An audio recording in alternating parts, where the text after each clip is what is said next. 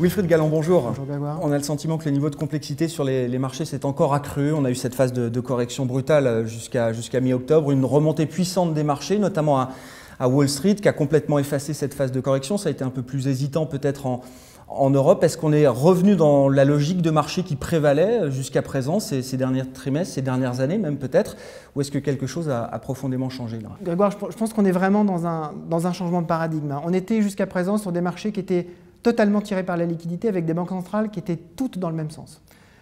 Là, aujourd'hui, on est dans une situation un petit peu différente, avec une banque centrale américaine qui continue à être accommodante, mais qui a arrêté les injections de liquidité, avec un dollar qui, de nouveau, dans un sens dont on avait perdu l'habitude, avec un dollar qui remonte de façon relativement significative.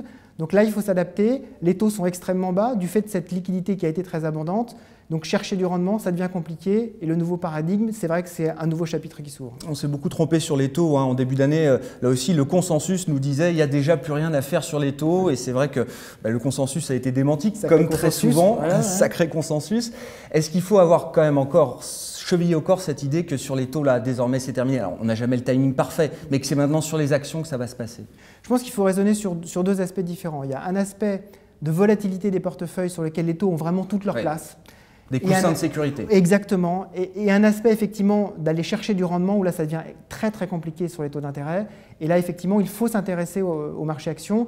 Il faut s'intéresser parce qu'effectivement, sur la partie traditionnelle, y compris même d'ailleurs le rendement des fonds en euros, dont on a beaucoup parlé, on voit qu'on atteint des seuils extrêmement bas. Et ça veut dire que sur la partie action, on va y aller avec cette stratégie de rendement, presque une stratégie obligataire. On va aller chercher les entreprises qui distribuent le plus de dividendes. C'est celles qui sont déjà le plus jouées, j'ai envie de dire, sur le marché aujourd'hui, qui sont peut-être le plus chères. Là. On va surtout essayer d'être fidèle à un cap. C'est-à-dire de dire finalement, entre les différents équilibres de portefeuille, certes aller chercher des actions qui délivrent un rendement, mais un rendement qui soit soutenable, une vraie croissance, avec des secteurs auxquels on croit, des entreprises qui ont été capables de délivrer une vraie profitabilité, et effectivement avoir avec le client des indications d'aller chercher peut-être dans des poches plus tactiques des bonnes affaires au bon moment. On n'achète jamais au plus bas, on ne vend jamais au plus haut, mais effectivement d'aller chercher de la performance, d'aller chercher de la croissance à des moments où les marchés s'emballent peut-être un petit peu. Est-ce qu'on garde confiance en les actions européennes, qui auraient été sans doute une des grandes déceptions de cette année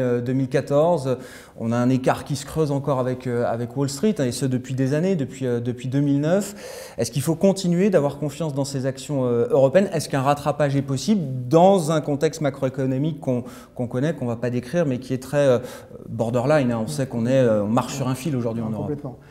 Historiquement, les marchés américains ont toujours surperformé les marchés européens. Aujourd'hui, on se retrouve dans une situation où les marchés européens sont nettement moins chers, où on a, avec le retour de la croissance en Europe, qu'on imagine arriver à un moment donné, des opportunités sur la partie action européenne, et il ne faut pas s'en cacher, et rester investi sur les actions américaines, mais la partie européenne continue à garder des opportunités pour nous. Wilfried Galland, merci. Je vous remercie Grégoire.